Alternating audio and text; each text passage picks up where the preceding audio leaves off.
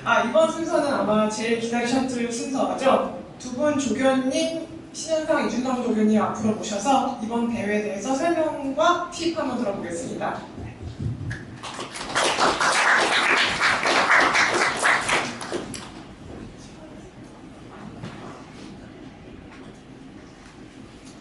네, 안녕하세요.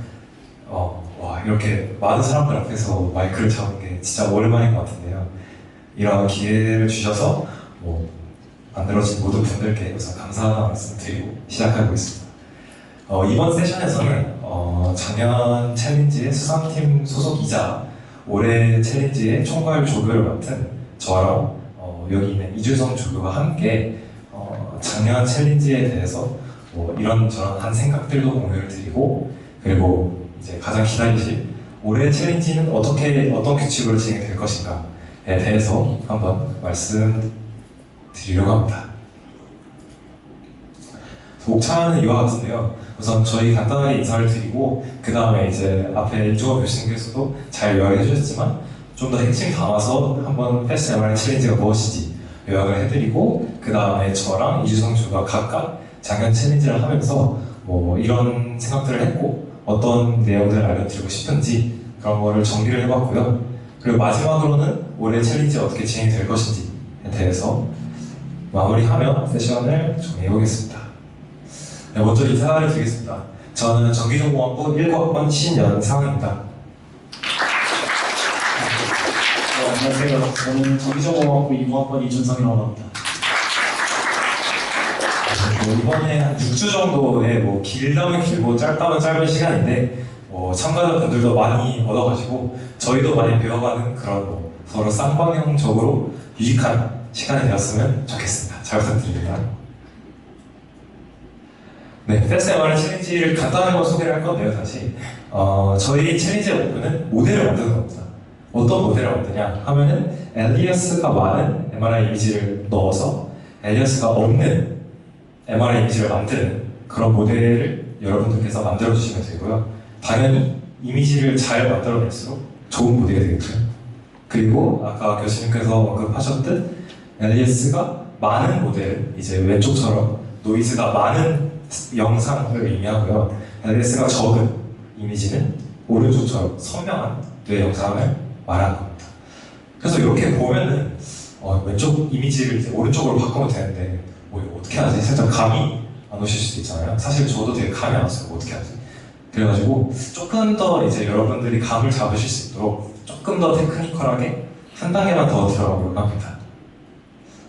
그래서 이 K-스페이스, 아까 교수님 잠깐 언급을 하셨었는데 이 K-스페이스에 대한 내용을 간단하게 소개를 해드리려고 합니다. 우선 MRI 기기가 그 데이터를 이제 수집을 할 때 이 K-스페이스 도메인의 데이터를 수집을 하게 돼요. 그래서 쉽게 생각하시면 주파수 도메인입니다. 풀리 트랜스폼이 된 주파수 도메인이고요. 저희는 이제 이 K-스페이스의 데이터를 인버스 풀리 트랜스폼을 해서 아까 제가 보여드린 뇌 영상을 얻으시게 됩니다. 근데 이 기계가 측정을 할 때 이렇게 지금 사진들을 보면 다 줄이 이렇게 그어져 있잖아요. 가로로 이 한 줄별로 이렇게 데이터를 수집을 하게 돼요. 그래서 이제 맨 왼쪽에 있는 여기를 보시면은 여기는 줄이 다 그어져 있어요. 그래서 만약에 모든 줄의 이 데이터를 다 가지고 이제 뇌 영상을 만드시게 되면은 아까 오른쪽처럼 선명한 그림 나오겠죠? 그러면 이제 선명하고 좋은데 단점은 뭐냐면 시간이 오래 걸립니다.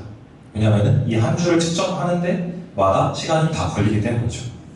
그래서 저희의 챌린지의 목표는 맨 오른쪽 같이 좀 줄이 좀 비어있고 듬성듬성 있는 저 K-스페이스 데이터를 가지고 이제 결국 이제 저 듬성듬성한 애를 이제 아까 말씀드린 방법대로 리컨스트럭션을 하면은 이렇게 노이즈가 많은 이 영상이 될 텐데요. 결국 저희가 하는 거는 한 단계 더 요약을 하자면은 저 이제 빈 공간들 있잖아요. 저 공간들을 채워넣는 겁니다.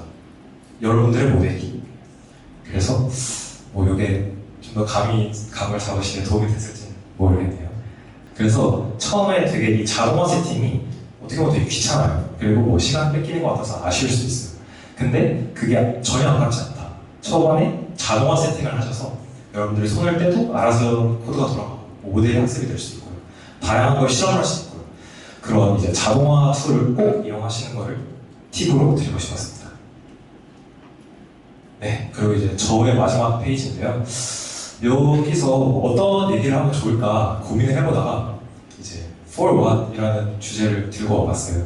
그래서 이제 여러분들 정말 여기 많은 분들이 이번에 대회에 참여를 하는데 모든 분들이 상을 받아가지 못하잖아요. 그러면은 뭐 굳이 뭐 만약에 뭐 상금 못 얻어갈 것 같으면 대회 왜 하지? 이런 생각을 하실 수 있었고 실제로도 아까 말씀을 들으셨겠지만 되게 이탈률이 높은 대회예요. 그래가지고 뭔가 제가 이 자리에서 이 대회를 통해서 어떤 것들을 얻어갈 수 있을지 어떤 거를 경험들을 하실 수 있는지를 말씀을 드리면은 좀 더 원동력을 가지고 재밌게 참여하실 수 있지 않을까 해가지고 정리를 해봤습니다. 첫 번째는 가장 심플한 거지만 좀 더 나아갈 생산적으로 직관하실 수 있을 거고요. 두 번째는 여러분들께서 학교나 아니면 온라인에 강의가 되게 많아요. 좋은 머신러닝 강의가. 근데 이제 그런 거를 다 들으면은 이론 위주의 지식들을 많이 사실 수가 있어요. 근데 뭔가 제가 느끼기로는 이제 이론적인 지식과 그런 실전에서 쓰이는 그런 현실적인 감각 이게 좀 별개인 것 같더라고요. 그래가지고 이번 대회를 통해서 여러분들께서 흔히 이제 뭐 산업계든 아니면 연구실이든 요구하는 머신러닝의 짬을 얻어가실 수 있는 그런 훌륭한 기회다라고 말씀을 드리고 싶었습니다. 세 번째는 제가 뭐 연구실 분들이나 아니면 다른 뭐 스타트업 회사분들이랑 만나서 뭐 커피챗도 하고 면접도 봐보고 그랬었는데 되게 제가 많이 들은 질문 중에 하나가 데이터를 다뤄본 경험이 있냐였어요. 그래서 제가 데이터를 다뤄본 경험이 되게 중요하구나. 이 큰 데이터셋을 직접 만져보고 다뤄보고 하는 게 되게 중요하구나 라는 걸 느꼈거든요. 근데 이 Fast MRI 챌린지를 하시면은 그러시지 않으시더라도 데이터셋을 까보게 되실 겁니다. 그래서 열어보고 만져보고 이렇게 하게 되실 거예요. 그래서 이 데이터를 바라보는 측면에서도 되게 많이 도움이 되시겠다라고 생각이 들었습니다. 네 번째는 이제 저희가 대회를 시작할 때만 해도 이 MRI에 대한 지식이 거의 없었어요. 그래서 이제 대회 종강과 동시에 이제 MRI 공부하고 그때 뭐 K-스페이스도 잘 몰랐어가지고 막 공부하고 이랬었는데 이 6주 안에 공부도 해야 되고 모델도 만들어야 되고 이제 코드도 짜야 되고 데이터셋도 맞춰야 돼요. 되게 할 게 많거든요. 그래서 되게 바빴었는데 지금 생각해보니까 그렇게 뭔가 전혀 배경 지식이 부족했던 새로운 도메인에 빠르게 적응을 하고 적용을 하는 그 경험이 되게 많이 도움이 됐던 것 같아요. 그래서 이런 경험도 여러분들께서 얻어가실 수 있다. 열심히 참여를 하신다면. 그리고 마지막으로 좀 더 캐주얼한 얘기인데 이번 대회 연장선으로 다른 대회에도 참여할 수 있고 뭐 AI 연구, 다른 연구에 초석이 되실 수 있고 심지어 만약에 이제 두 분이서 이제 팀으로 같이 이제 참여를 하시는 분이라면 이제 이번에 대회 합이 되게 잘 맞으셨다면 같은 팀원으로 다른 대회도 하실 수 있는 이렇게 양성 피드백이 좋은 출발점이 되지 않을까 이렇게 생각을 해서 넣어봤습니다. 그리고 마지막으로는 여러분들 이제 가장 많이 이제 보고 오셨을 상금, 상과 머니 그리고 혹시 있다면 재미까지 당연히 챙겨갈 수 있다는 말씀을 드리면서 이제 저는 이제 마무리하고 이준성 조교에게 마이크를 넘기겠습니다. 네, 안녕하세요. 저는 작년에 1,000만 원을 가져갔던 이준성 조교라고 하고요.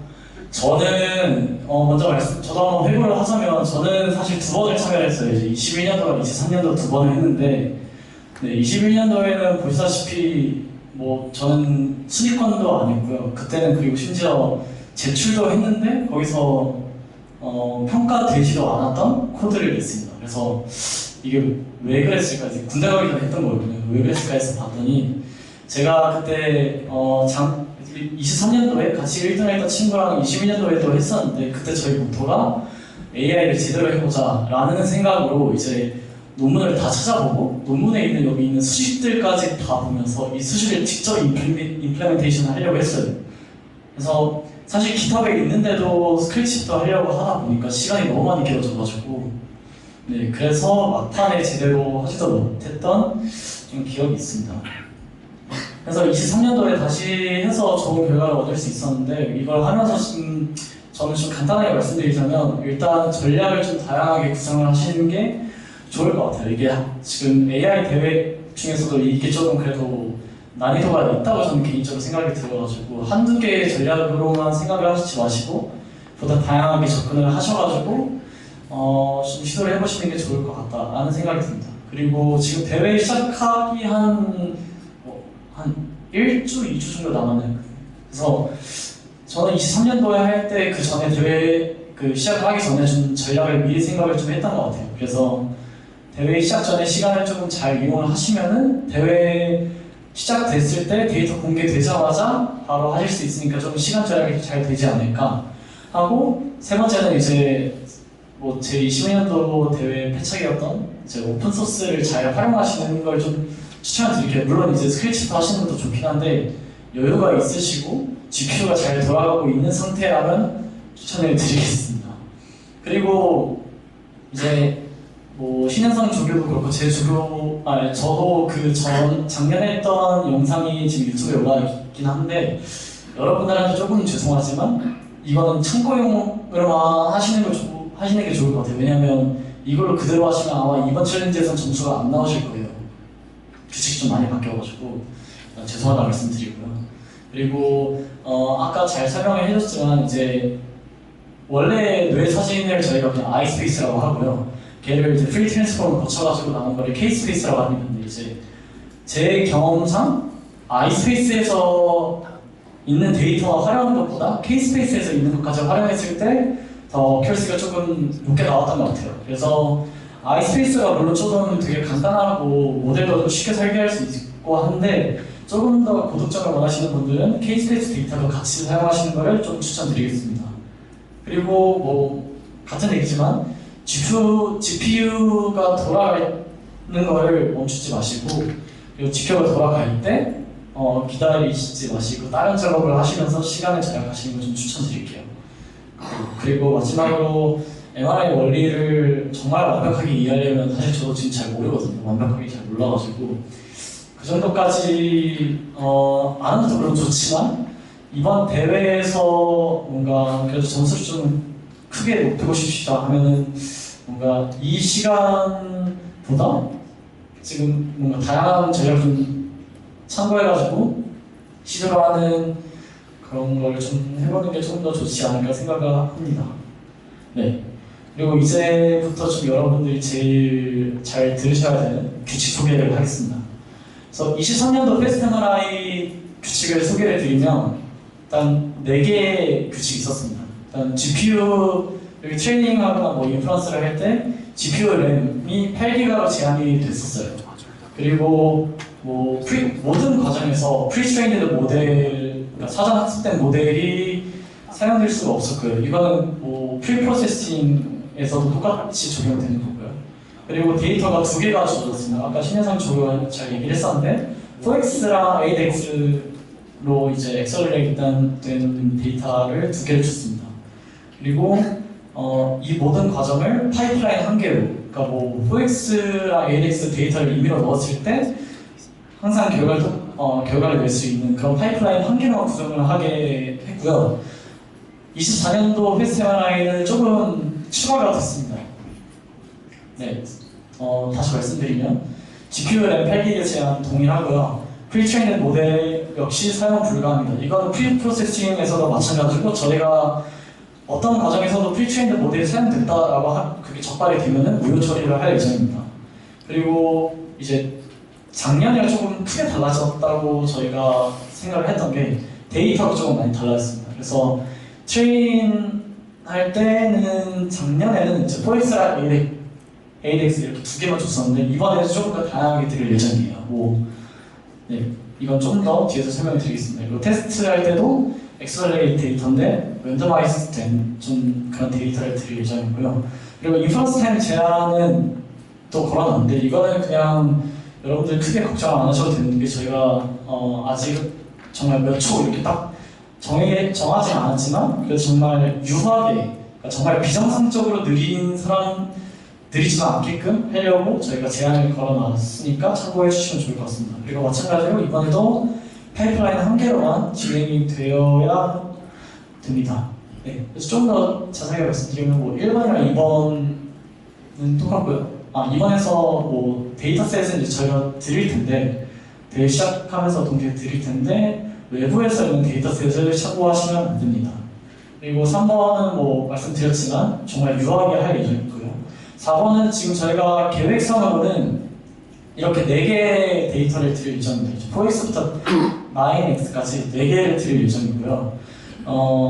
그리고 이제 리더보드 데이터는 이제 여러분들이 저희 트레이닝 데이터를 통해서 모델을 만드신 다음에 이제 리더보드 데이터가 따로 있습니다. 그래서 이걸 측정을 하신 다음에 점수를 올리시게 되는데 이 점수를 올리실 때는 이제 저희가 정확하게는 저희가 대회 시작할 때 그 공지를 드리겠지만 4x부터 9x 저희가 지금 드렸던 4개 모드 중에 1개를 일단 드릴 거고요. 하나는 여기 4개 중에 없는 걸 하나 드릴 거예요.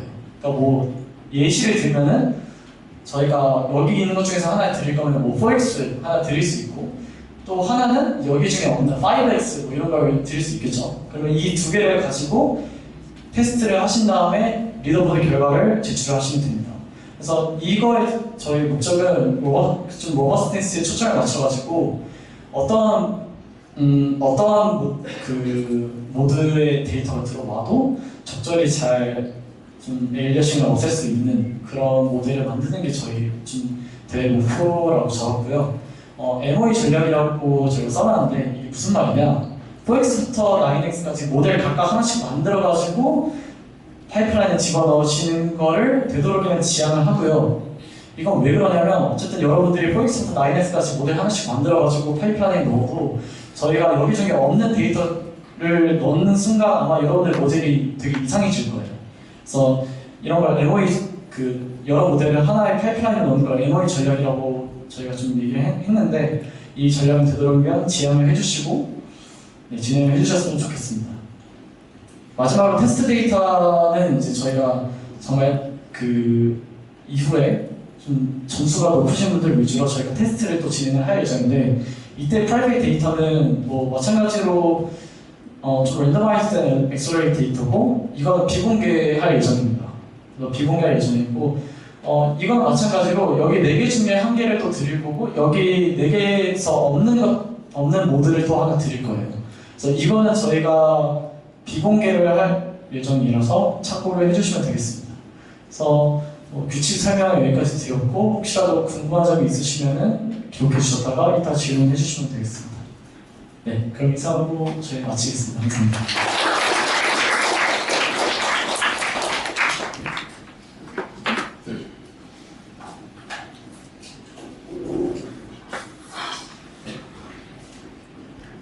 네, 저희가 다음 순서는 여러분들의 그런 호기심과 뭔가 학구열을 불태울 수 있는 약간 자극을 팍팍 줄 수 있는 그런 인공지능 관련 논문에 접하실 수 있는 미니 컨퍼런스를 준비했는데요. 저희가 총 4분의 발표자 분을 모셨고요. 각 5분씩 발표드릴 예정이고요. 먼저 첫 번째는 서울대 리스트랩의 김민준 박사과정 연구원님 모시겠습니다. 네, 소개 감사드립니다. 저는 소개해 주신 것처럼 서울대학교 이종우 교수님 밑에서 이제 박사과정을 밟고 있는 김윤준 학생이라고 합니다. 제가 오늘 발표할 연구는 멀티모달 방식을 사용해서 치매에 대한 중증도를 예측하는 모델을 개발을 하였는데 이 모델에 대해서 제가 연구 발표를 드리도록 하겠습니다. 그리고 저는 우선 이저자로 여기 연구에 참여했음을 말씀을 드립니다. 네, 우선은 그 치매를 다들 한 번씩은 들어보셨을 만한 질환인데 사실 치매가 그 치매를 유발하는 질환이 이제 알츠하이머병이 굉장히 보편적으로 좀 알려져 있습니다. 그런 이런 알츠하이머병을 의사분들이 소견을 내릴 때는 보통 MR 이미지를 통해서 브레인 영역을 보고 혹은 이제 치매랑 관련되어 있는 뭐 인지검사 같은 것을 실행을 시킨 다음에 그 점수를 통해서 좀 종합적으로 이제 의사분들이 소견을 내리는 과정으로 보통 이런 알츠하이머병이 진단이 내려지게 되는데요. 이런 치매에 대해서는 중증도, 여기는 CDR이라고 적혀있는 이런 스코어가 되겠는데 이 중증도를 통해서 치매가 얼마나 심각한지를 나타내게 됩니다. 그래서 0점부터 3점까지 있을 수 있고 점수가 높을수록 치매의 중증도가 심하다라고 이제 이해하시면 되겠습니다. 그래서 이제 많은 여러 가지 분야에서 두각을 나타내고 있는 이제 딥러닝을 다들 들어보셨을 거고 그걸 알고 있기 때문에 여기 오셨을 것 같은데 이런 딥러닝을 통해서 치매 중증도를 예측하려는 연구가 많이 있어 왔습니다. 근데 이런 연구들의 간단한 리미테이션으로는 그 MR 이미지, 즉 비주얼 데이터에만 한정되어서 인풋으로 넣고 이런 이미지를 통해서만 치매 중증도를 예측하려는 이런 한계점이 있었는데요. 최근에 딥러닝 분야에서는 이제 멀티모델이라고 해서 영상뿐만 아니라 여러 가지 모달리티, 뭐 신호가 될 수도 있고 언어가 될 수도 있고 여러 가지 형식을 갖고 있는 데이터를 인풋으로 받아서 이런 비주얼 태스크에 대한 성능을 높이려는 연구가 또 진행되고 있습니다. 이런 것에서 저희가 착안을 해서 치매와 관련되어 있는 의학적인 지표들과 MR 영상을 같이 넣어서 모델을 개발하면 성능이 좋아지지 않을까라는 모티베이션에서 이 연구를 시작했습니다.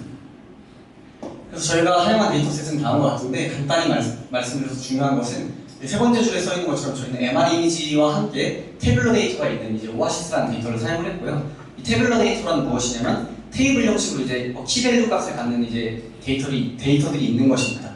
그래서 여기에 있는 태블러 데이터의 예시로는 성별이 환자에 대한 성별, 혹은 나이, 혹은 인지능력 평가에 대한 점수, 기억력에 대한 점수 이런 테이블들에 대한 데이터가 있게 됩니다. 그래서 이게 저희가 제안한 모델의 전체적인 파이프라인인데요. 하나하나 간단히 말씀을 드리기 전에 말씀드린 것처럼 인풋으로는 태블러 데이터와 MR 이미지가 들어가서 저 오른쪽에 있는 치매 중증도를 예측하는 모델이 되겠습니다. 그래서 맨 처음에 제가 말씀드린 것처럼 이런 테이블 데이터를 들어가는데 이 테이블 데이터를 맨 처음에 가공을 해줍니다. 가공을 해줄 때 요즘에 많이들 사용하실 것으로 예상되는 GPT-4를 사용해서 그 키밸류 값으로 있던 이런 테이블 데이터를 의사가 말한 것처럼 혹은 사람이 말한 것처럼 센텐스, 즉 문장으로 이제 데이터 가공하는 과정을 거치게 됩니다. 이런 과정에서 저희가 데이터 어그멘테이션을 하고 적은 데이터 양을 늘려서 이제 딥러닝 모델을 학습하는 이런 기법을 활용할 수 있습니다. 그 다음에 MR 이미지가 들어가게 되는데요. 이런 채널 어텐션 인넷이라는 네트워크를 통해서 기존에 120 채널을 갖고 있던 MR 이미지를 3채널의 피처 맵으로 이제 디멘션을 압축하게 됩니다. 이렇게 3채널로 피처 맵을 만든 이유는 저희가 비전 트랜스포머라고 요즘 여러 분야에서 굉장히 두각을 나타내고 있는 기학습되어 있는 프리트레인드 네트워크를 사용할 예정인데 그 네트워크의 인풋이 이제 3채널이기 때문에 그 3채널에 맞는 곳으로 디멘션을 축소해줬다고 보시면 될 것 같습니다. 그래서 이렇게 3채널로 만든 이런 피처맵과 그 문장으로 만든 텍스트 이 두 개를 각각의 비전 인코더, 텍스트 인코더의 인풋으로 넣어서 새로운 피처를 뽑아내게 되고 이 피처를 저희가 컨트라스티브 러닝이라는 메소드를 통해서 학습을 하게 됩니다. 이 컨트라스티브 러닝이 하는 것은 그 두 개의 텍스트랑 이미지의 연관성이 높은 피처를 서로 얼라인 시키는 과정이라고 보면 됩니다. 예를 들어서 텍스트 인풋으로 저희가 인지 능력 검사에 대한 점수가 들어갔을 때 저희가 바라볼 건데 이미지에서는 그 사람 뇌에서 인지 능력과 관련되어 있는 부분에 대한 피처를 이 네트워크가 잘 뽑아내기를 원하면서 이렇게 트레이닝을 진행하는 방식입니다. 그래서 마지막으로 이렇게 학습되어 있는 텍스트 인코더와 비전 인코더를 가지고 이미지와 아까 텍스트에서 뽑아낸 피처를 함께 이제 클래시파이어 마지막으로 이제 치매 중증도를 예측하는 네트워크에다 인풋을 넣게 됩니다. 그럼 저 네트워크는 당연히 텍스트랑 비전에 대한 피처를 모두 보고 나서 치매에 대한 중증도를 예측하게 되는 것입니다. 그래서 저희가 실행한 실험은 다음과 같은데 저희가 개발한 메소드와 여기서 텍스트만 썼을 때 혹은 비전만 썼을 때를 비교를 해서 결과를 봤습니다. 결과는 맨 왼쪽에 있는 것이 의미하는 것은 저희가 가져온 비전 인코더가 사실 아까 말씀드린 것처럼 기존에 학습되어 있던 네트워크를 가져온 건데 그거는 일반적인 영상, 내추럴 이미지 저희가 보통 찍는 영상으로 되어 있는데 그걸로 트레이닝 되어 있는 걸 그냥 썼을 때는 52.5%의 애큐러시를 보여주는데 반해서 저희가 제안한 방식으로 그 텍스트와 온라인을 시킨 비전 인코더로 트레이닝을 하게 되면 2.2%의 상승이 있었고 여기에 이 랭귀지와 비전을 같이 썼을 때는 애큐러시가 95.3%까지 올라가는 것을 확인했습니다. 그래서 이거는 마지막 결과인데 저희가 넣어준 그 태블러 데이터 중에서 어떤 인포메이션을 사용했을 때 추가적으로 이제 MR 이미지까지 넣어줬을 때 상승이 얼마나 되는지를 본 것인데 여기에는 이제 모든 정보를 넣었을 때 대비 이미지를 같이 넣어주면 0.5%포인트의 성능이 향상되는 것을 확인했습니다. 그래서 결론을 말씀드리면은 저희는 이제 기존 이미지만 넣어서 치매 중증도를 예측하는 모델에다가 그 치매에 관련된 여러 가지 지표들을 함께 넣어줌으로써 성능 향상을 도모하였고 실제로 성능의 개선이 있는 것을 확인했습니다.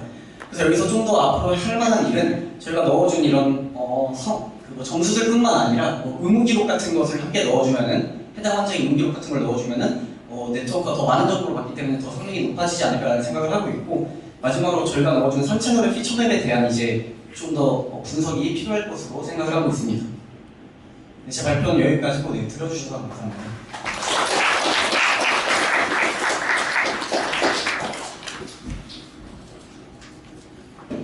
네, 감사합니다. 오늘 발표해주실 네 분께도 질문하실 수 있는 시간이 있는데요.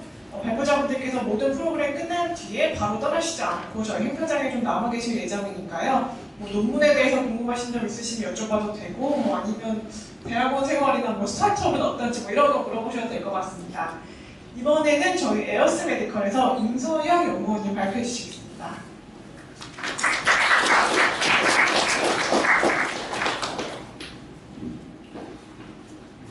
네, 저도 시간이 별로 없어서 패스트 MRI답게 빠르게 그리고 그렇지만 정확하게 한번 발표를 해보도록 하겠습니다. 네, 저는 딥러닝 리컨스트럭션 for 브레인 볼루메트리에 대해서 발표할 MRI 팀 연구원 임서영이라고 합니다. 네, 우선 컨텐츠는 별로 없는데 왜 이 질문을 던졌고 그래서 메소드와 리절트가 어떻게 되고 그 다음에 결론이 어떻게 나는지 짧고 간단하게 설명드리도록 하겠습니다. 네, 일단 여기가 보시면은 이게 정상분이고 오른쪽을 보시면 알츠하이머 환자분인데요. 이 쭈글쭈글한 딱 눈으로 보시기에 쭈글쭈글한 인상이 보이죠? 이처럼 알츠하이머 환자들 같은 경우에는 이 육안상으로도 MRI가 이렇게 작아지는 경향이 볼 수 있는데 그래서 이런 걸 정량적으로 확인할 수 있는 테스트가 세그멘테이션 테스트입니다. 그래서 이런 식으로 뇌를 세그멘테이션 뽑아낸다고 하죠. 그러니까 각각 뇌 부위를 뽑아내서 정량하는 지표가 알츠하이머 환자들한테는 굉장히 중요합니다.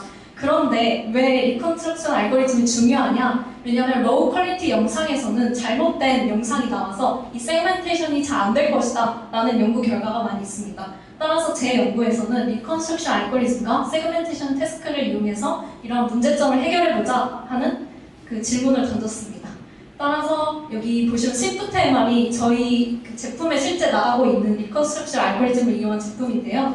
그래서 스위프트 MR 알고리즘을 이용하면은 이미지 퀄리티도 좋아지지 않을까. 그 다음에 두 번째는 스위프트 MR을 이용하면은 테스크 세그멘테이션 더 잘 되지 않을까. 그 다음에 이 두 가지 알고리즘을 이용하면 여러 번 찍은 환자분에서도 똑같은 영상이 나와서 더 테스트가 잘 되지 않을까 하는 세 가지 질문을 던졌습니다.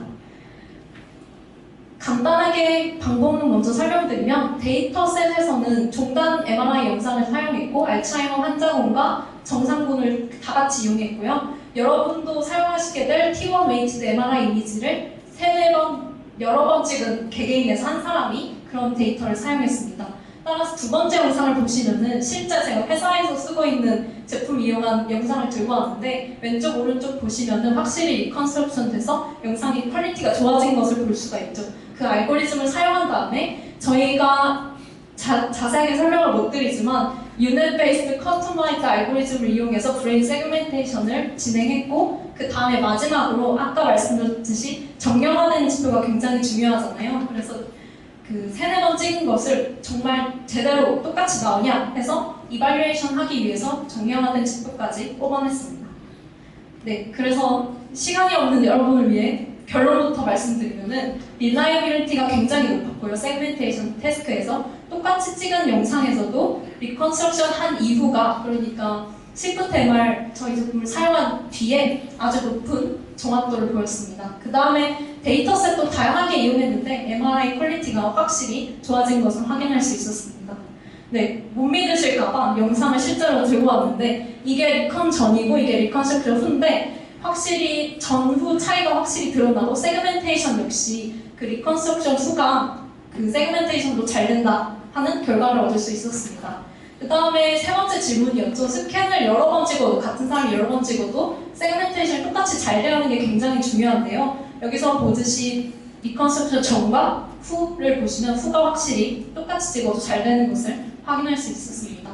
그래서 T-테스트가 굉장히 그 통계학적으로도 나타내는 게 굉장히 중요한데 대학원 가시면 굉장히 중요합니다. 그래서 분산값을 두 가지를 비교를 해봤어요. 이게 리컨스트럭션 전과 리컨스트럭션 후인데 분산값을 보기는 낮아지는 게 굉장히 좋은 겁니다. 그래서 p-value 보듯이 두 가지를 T-테스트 했을 때도 대부분의 뇌 영역을 일일이 뽑아낸 건데 대부분 후가 더 좋은 것을 확인할 수 있었습니다. 따라서 이제 마지막 이제 결론인데 ROI를 보시면은 그 분산값이 낮은 게 되게 좋은 거예요. 그러니까 데이터셋의 분산이 작다는 것은 똑같이 찍힐 수 있는 그런 정량화된 지표가 확실히 보증된다는 건데 후에서 비포를 뺐기 때문에 음수가 나온 건데 다 거의 대부분이 음수가 나온 걸 봤을 때 분산값이 확실히 리컨스트럭션 수가 줄어든다는 것을 확인할 수 있었습니다. 그래서 중요한 것만 컬러 코딩 해봤는데 리컨스트럭션 수가 확실히 높은 퍼포먼스를 보이고 그다음에 T1 웨이티드 MRI에서 베리언스가 굉장히 낮은 것을 확인할 수 있다는 결과를 얻었습니다. 따라서 패스트 MRI를 왜 해야 돼? 라는 동기부여가 굉장히 중요하실 것 같아서 패스트 MRI를 활용해서 시프트 MRI가 나왔고 이처럼 이 연구 결과에 사용했듯이 이런 리컨스트럭션 알고리즘 사용하면 퀄리티도 얻을 수 있고 그럼 제가 한 연구처럼 볼루메트리 정확도도 높일 수 있고 베리언스도 줄어들고 스캔 타임도 줄일 수 있다는 그런 동기부여를 얻고 가졌으면 좋겠습니다. 네, 제 발표는 여기까지고요. 감사합니다.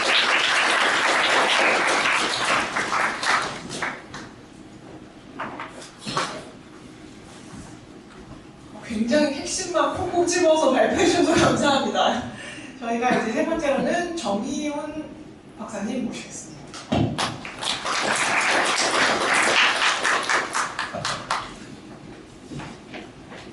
이거 화면 좀. 저는 이종호 교수님 연구실 아직 박사과정인 정희훈이라고 하고요. 이런 연구실 생활을 하면서 이런 패스트 MRI 계열식에 처음 와봤는데 사실 저도 학부를 정기과 서울대 정기과를 나왔는데 제가 학부 때는 이런 게 없었거든요. 그래서 여러분들이 참 부러워지는 그런 마음입니다. 저는 연구를 발표를 하려고 하는데 제 연구 제목은 Blind Harmonization for Multi-Site MRI Processing입니다. 네, MRI의 특성상 그 한 사람을 다른 스캐너나 다른 어떤 시퀀스 혹은 파라미터로 찍게 되면 오른쪽 그림에서 보시다시피 이미지의 어떤 베리에이션이 존재를 하게 됩니다. 이 그림이 그런 베리에이션을 설명하는 그림인데 왼쪽은 다른 한 사람을 다른 파라미터로 찍었을 때 이렇게 이미지가 다른 것을 확인할 수 있죠. 그리고 오른쪽은 비슷한 파라미터에 대해서 다른 그 스캐너를, 다른 하드웨어를 가지고 찍은 결과인데 역시 비슷하게 하려고 노력은 했지만 되게 다른 이미지를 보여주는 것을 확인할 수가 있습니다. 따라서 이런 거는 뉴럴 네트워크를 사용해서 이런 이미지를 처리할 때 큰 문제를 만들어내게 되는데요. 예를 들어서 도메인 A로 어떤 태스크, 클래시피케이션이나 앞서 말씀해 주셨던 세그멘테이션 같은 거를 비슷한 네트워크 A가 있다고 생각했을 때 같은 도메인으로 하면 당연히 잘하겠죠. 근데 이렇게 또 이미지 도메인 1이 있는 도메인 B, C, D를 이 네트워크에 그대로 놓게 되면 잘 못할 것입니다. 그리고 최근에 MRI 쪽 분야에서 이런 어떤 그 도메인계를 외워줄 수 있는 하모니제이션 메서드들을 사용을 해서 이 네트워크 A를 잘 작동하게 하려는 노력들이 지속이 되어 왔습니다. 단어를 좀 설명하고 넘어가자면 타겟 도메인이 아까 그 네트워크 A를 학습한 도메인이어서 학습한 도메인이라고 할 수 있고요. 그래서 어떤 그 타겟 도메인에 대해서 이미지 베리에이션 혹은 도메인 베리에이션들을 해서 카노나이즈를 하려고 하는 어떤 대상 도메인을 소스 도메인으로 하고 넘어가겠습니다. 보통 이런 컨벤셔널한 딥러닝 기반의 하모니제이션 방법들은 소스에서 타겟 도메인으로 하는 어떤 하모니제이션 네트워크를 학습을 하는데요. 들어보셨을지 모르겠지만 유넷과 같은 어떤 엔드-투-엔드 네트워크를 사용하거나 사이클링과 같은 스타일 트랜스포를 많이 사용합니다. 하지만 문제가 있죠. 이런 소스 투 타겟 이미지 트랜스포메이션 네트워크를 학습을 시키려면 소스랑 타겟 도메인 모두에 대해서 많은 큰 데이터셋이 필요하고 따라서 어떤 새로운 소스 도메인 데이터가 이 하모니제이션 네트워크에 들어왔을 때는 잘 작동을 안 할 것입니다. 그래서 제너럴라이제이션을 위해서 만든 네트워크가 제너럴라이제이션 안 되는 거죠. 그래서 만약에 멀티플 소스 도메인을 처리해야 하거나 이런 이미지 하모니제이션 네트워크를 트레인할 데이터가 적은 경우에는 뒤에 디스턴스 펑션은 어떤 소스 도메인 이미지와 유사한 어떤 구조적 인트선을 가지고 있다라고 생각하시면 됩니다. 이건 대충 설명하자면 플로우 모델이라는 어떤 제너티브 모델을 이용해서 타겟 도메인의 확률을 매저했고요. 어떤 펑션들을 이용해서 디스턴스를 정의했습니다. 그래서 이거를 이렇게 이터러티브하게 optimization 하면 이렇게 여러 번 하다 보면 한 번 했을 때는 이미지가 딱 나오게 됩니다. 그래서 결과만 빠르게 보여드리겠습니다. 결국 이 소스 도메인이 맨 왼쪽에 있는 칼럼에 있는 소스 도메인 이미지를 타겟 도메인으로 옮기려고 하는 상황인데, 세 번째 저희 방법이 블라인드 한문이가 나름 꽤 잘한다는 것을 확인할 수가 있고요. 그리고 아까 처음에 말씀드렸듯이 어떤 태스크 네트워크에 결국 잘 적용하려고 하는 건데, 타겟 도메인을 이용해서 이런 세그멘테이션 네트워크를 학습을 했다고 했을 때 그냥 소스를 넣으면 맨 왼쪽처럼 특히 해놓으면 그게 못하는 걸 알 수가 있는데, 도메인 키 때문이겠죠. 근데 이런 블라인드 하모니를 사용을 하면 이런 도메인 키를 잘 외워서 그 네트워크가 잘 작동할 수 있도록 했습니다. 네, 그래서 정리하자면 어떤 그 하모니제이션이 어떤 특정 소스 도메인에만 적용할 수 있었던 어떤 문제점을 해결해서 좀 더 다양한 환경에서 제너럴하게 잘 활용할 수 있도록 만들어진 연구였습니다. 감사합니다.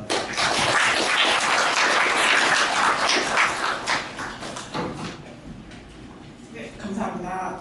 그러면 저희 네 번째 순서로 에어스 메디컬의 조민주 연구원님 모셔보겠습니다.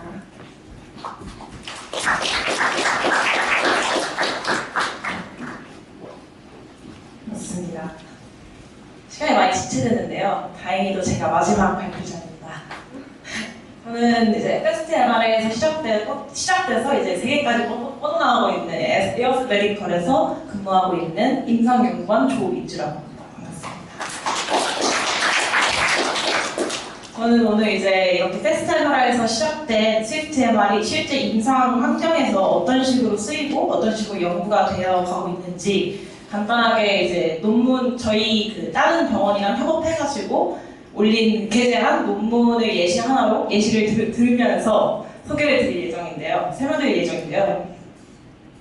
일단 저희 팀이 임상연구팀이 보통 하는 연구는 스위프트 MR의 유효성과 그리고 성능을 검증하는 연구를 한다고 보시면 됩니다. 보시면 굉장히 많은 연구를 하고 있는데 작년만 해도 한 16개 정도 연구를 게재하였고 게재 또는 발표를 하였고 현재로서는 20개 이상의 연구를 국내외적으로 수행하고 있습니다.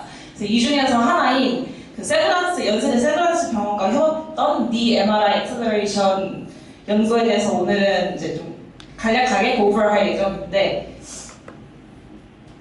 이거 같은 경우에는 작년에 Scientific Reports에 게재되어가지고 혹시라도 이 발표 외에 좀 더 자세히 알고 싶으신 분은 이제 해당 링크에 들어가서 논문을 찾아보시면 될 것 같고요.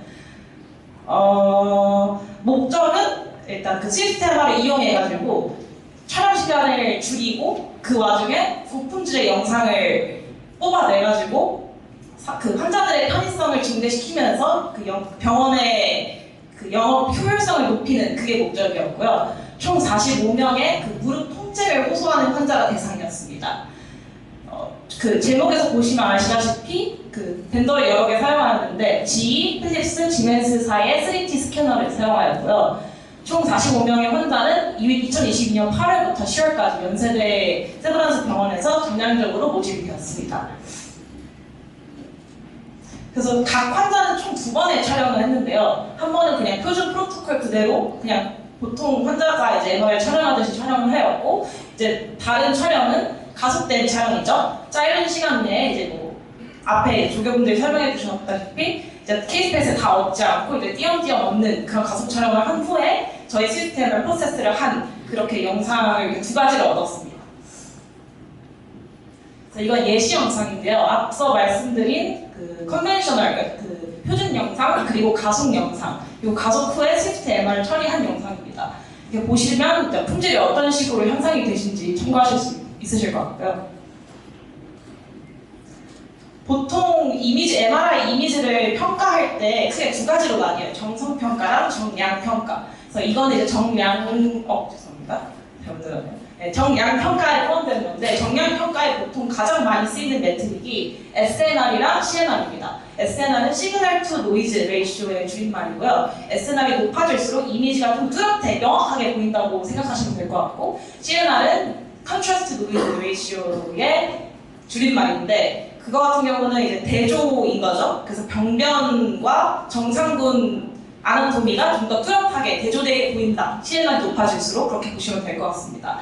그래서 이제 연구 결과 모든 벤더, 필립스, GE, 시멘스 그리고 모든 시퀀스에서 시스템을 처리한 가속 촬영 영상이 표준 영상보다 SLR, CLR 모두 더 높게 나타났다라고 결과가 확인되었고요.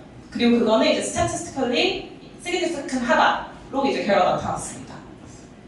그리고 이거는 이제 아까 말씀드린 정성 평가인데요. 총 3명의 전문 레디올로지스트가 참여를 했고 이제 3명의 레디올로지스트가 영상들 이제 랜더마이즈고 애너니마이즈한 영상들을 이제 보면서 이제 평가를 하는 거죠.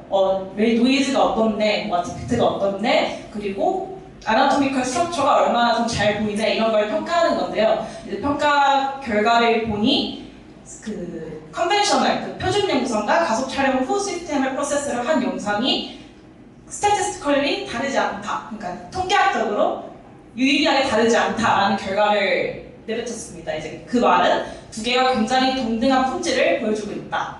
전문가들이 보기에. 그리고 다이어그노스틱 퍼포먼스 진단 평가를 했었을 때도 이제 진단 정확도에 있어서 굉장히 비슷하다. 이 말은 시스템을 가속 촬영을 하고 시스템을 프로세스를 한다면 그렇게 인상적으로도 굉장히 유용하다라는 결론이 나옵니다. 그래서 이거는 이 또한 예시 영상인데요. 위에가 그 표준 영상 그리고 밑에가 가속 촬영 후 시스템을 프로세스한 영상입니다. 이렇게 그 화살표나 그 네모 바운딩 박스로 표시된 부분들이 병변 부분이라고 생각하시면 되는데 두 개를 이게 잘 보이려나 모르겠지만 두 가지를 비교했을 때 병변에 있어서 오히려 더 뚜렷하게 보이는 그 경향이 있죠. 그래가지고 이제 스위프트 MR 프로세스 그 가속 촬영 후 시스템을 프로세스한 게 오히려 병변 정확도에 있어서 좀 더 높은, 좀 더 긍정적인 역할을 할 수 있다를 보여줍니다. 이 아까까지가 이제 그 제가 말씀드린 논문 본 내용이었고요. 이거는 저희 팀 내에서 자체적으로 추가적으로 했던 부분인데 아까 얻은 영상들을 이용해서 레디오믹스라는 연구를 추가적으로 했었습니다. 이제 레디오믹스는 굳이 따지자면 정량평가랑 정성평가 중에서 정량평가에 포함된다고 보시면 되는데 그 이미지 레벨에서 피처들을 뽑아가지고 분석하는 그런 연구라고 보시면 될 것 같습니다. 그래서 그런 연구를 했었을 때 그 네 이미지에서 레디오믹 피처를 뽑아가지고 분석을 해봤을 때 에이지나 디지 그 병변 유무 프레딕션에 있어서 표준 영상보다 오히려 더 잘 프레딕트를 했다. 그리고 이제 레디오믹스 피처의 가장 큰 리미테이션 중에 하나가 리프로듀시빌리티가 낮아요. 한마디로 이제 한 환자 영상에서 여러 번의 피처를 뽑으면 그게 이제 재현될 가능성이 낮다는 거죠. 이제 그런 문제점이 챌린지 중에 하나인데 저희 시스템을 프로세스를 하면 그 리프로듀시빌리티가 높아진다라는 연구 결과도 나왔습니다. 감사합니다.